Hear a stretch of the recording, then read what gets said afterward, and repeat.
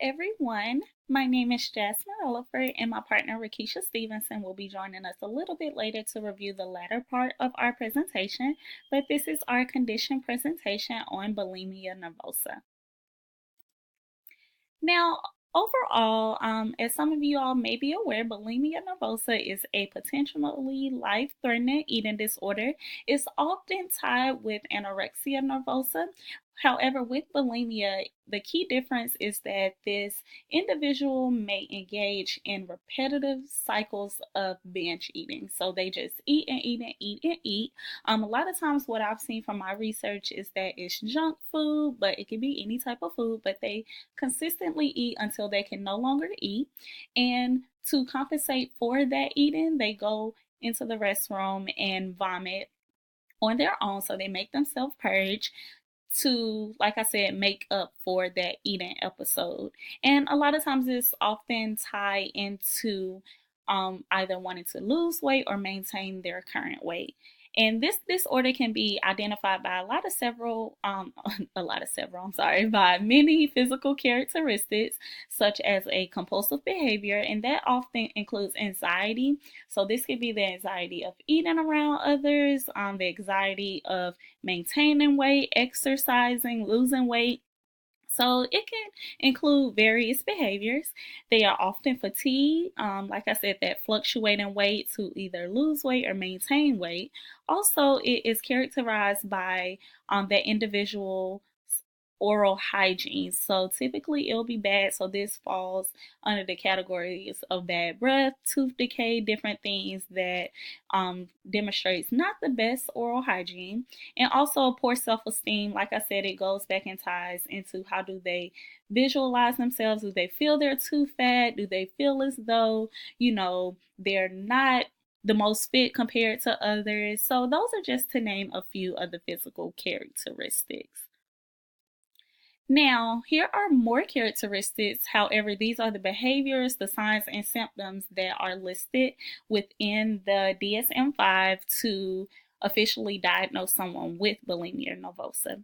So this includes continuous episodes of binge eating, as I stated earlier, but specifically, it's not just your average meal. It's so much food, way more than that food that you would eat within a particular setting or within that meal, and is normally consumed within a short period of time. So maybe 1 to 2 hours where you're just eating way more than the average meal, the average snack, just eating a large amount of food. And it's often accompanied by a sense of lack of control during this eating episode. So the person may just feel like they cannot control how much they're eating.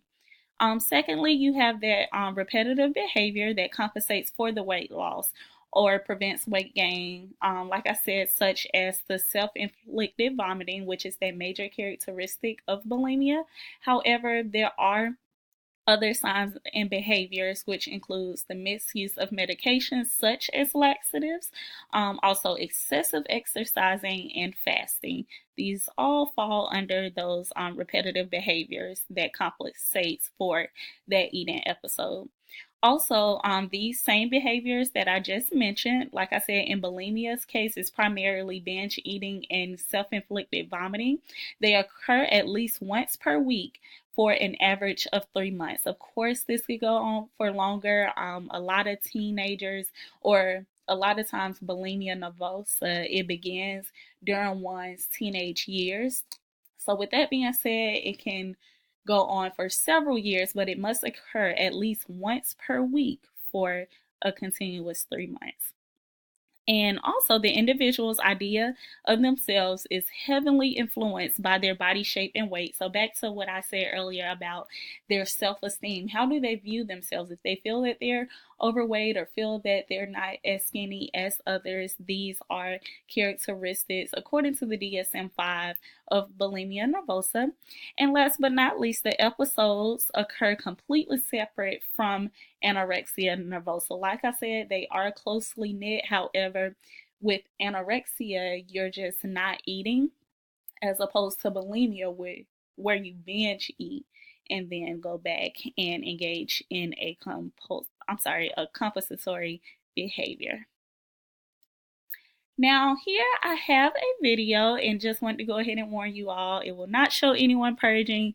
I know not everyone can take that, that sight. However, I did want to show you all a video that captures the emptiness one may feel that results in being bulimic, as well as, that frequency of comparing yourself to others. 1 second. We'll load this up for you. Here we go.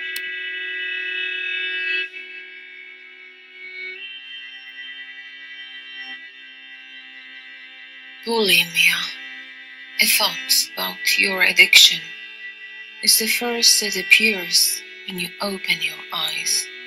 What will you eat today? How will you survive the day? Can you survive?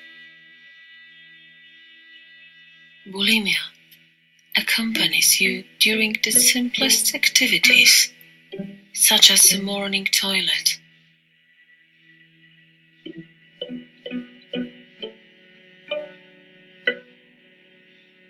It absorbs your thoughts. It is like a cancer that eats you up inside, destroying everything that is valuable in you. It is your best friend and your worst enemy, a jealous, selfish friend. It deprives you of the joy of sharing your life with your loved ones. Every situation connected with food makes you stressed so much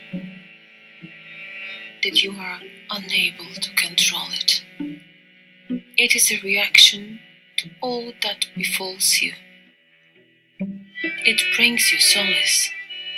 You go on a binge eating to ease the feelings of joy, of sadness, but also stress, grief, boredom. It is an addiction that controls every minute of your life.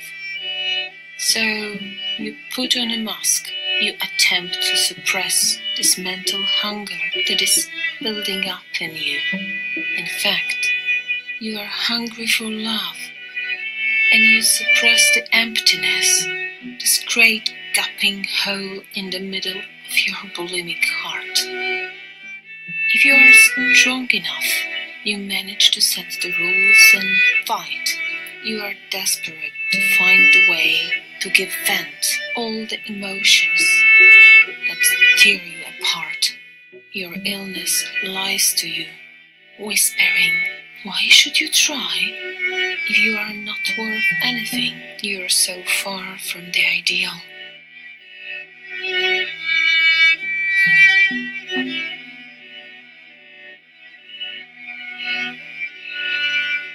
You feel that you stop being a part of the world you live in, running away from the truth you do not want to face, the truth about yourself. You prefer not to take a risk, and you choose to remain in your comfort zone, surrounded by all that unnecessary food that does not give you anything but momentary satisfaction.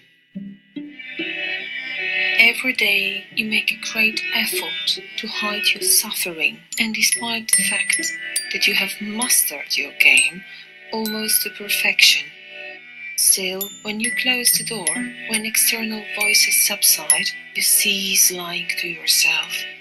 You know that you are falling deeper and deeper.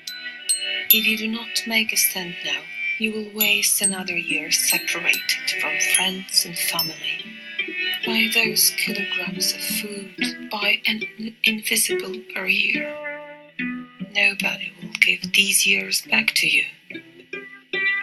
Bulimia nervosa is not a death sentence.